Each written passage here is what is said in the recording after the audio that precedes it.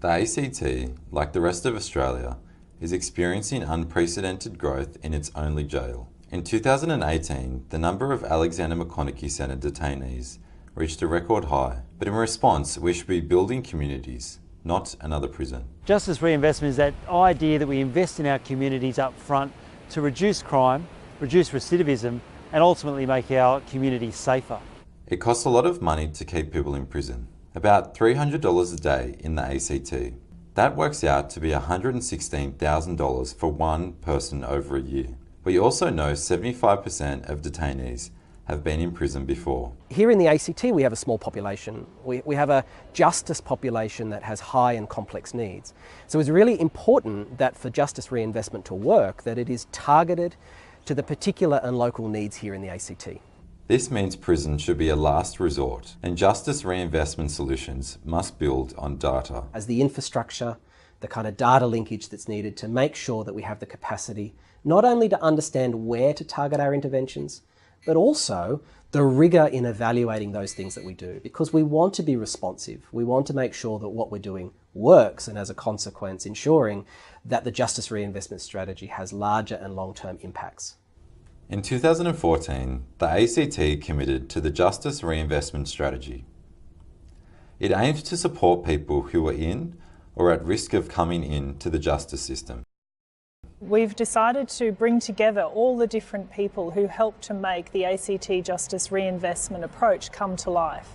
It's been a 4-year project, and it's been a really important project so that government has worked in partnership with community, academia and those with lived experience of the justice system to develop an approach for the ACT that's been developed by ACT people. The High Density Housing Program at Ainslie Avenue is one of these initiatives. Its structured and informal programs link residents to activities and other services that build communities and reduce crime. So we run a range of programs to suit residents at the different varying sites. For example, here we've got a community garden.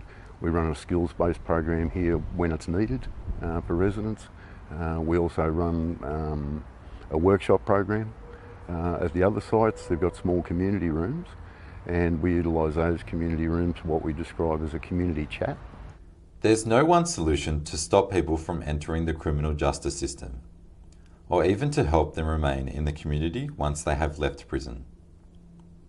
But we do know working together is key. That's why the government partnered with the ACT Council of Social Service to run a co-design process. We had around 80 people attended those workshops that were a mix of people who had been in the criminal justice system, people who were lawyers or academics interested in criminology and in legal system reform. We had people who worked in services that are not legal services but support people involved in the legal system. We had lawyers and we had police and we had government policymakers who could all come together and imagine a new way forward based on a shared understanding of the data, a shared understanding of the critical issues that the community saw as vital to address in a justice reinvestment strategy, and could come together and form some shared priorities for a way forward.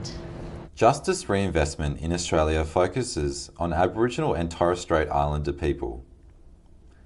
In the ACT, Indigenous people are 16 times more likely to be incarcerated than non-Indigenous people. We have the highest rate in Australia. The Aboriginal and Torres Strait Islander community can already see the benefits of justice reinvestment. That's the end goal, is for people to be supported. Our people, Aboriginal and Torres Strait Islander people, to be supported in the community and to have, strong, safe families and have better life outcomes. And that's the dream.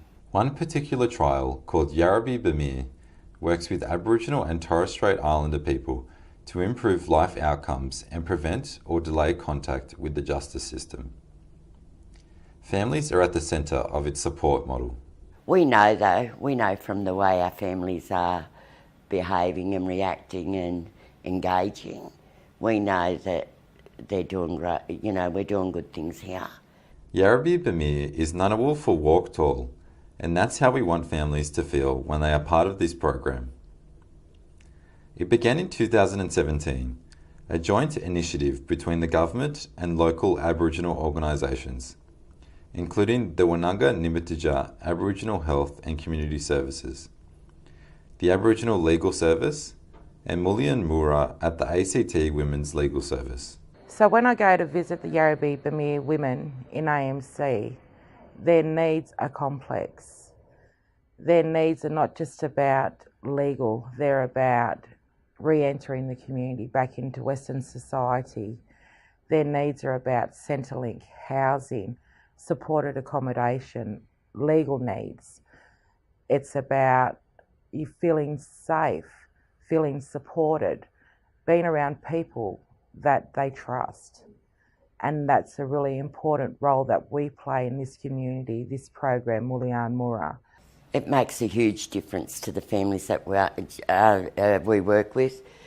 Since we've had the Justice Reinvestment program, we've been able to provide the intensive support that we need to provide to the families that are part of the program. In a small jurisdiction, there are many opportunities to partner with the community and see the results of justice reinvestment. Overall, when it comes to our justice system, we've got a big vision here. Right across Australia, we are seeing every jurisdiction has a significantly growing population of people who are incarcerated. Here in the ACT, we want to turn that around. We want to see that growth in prison numbers stop and ideally actually reduce. That's a big goal, and one that I think a lot of people would say is a bit impossible to achieve, but we are determined to do our best to do it. Pursuing justice reinvestment produces great social outcomes, makes our city safer, and keeps people out of our criminal justice system.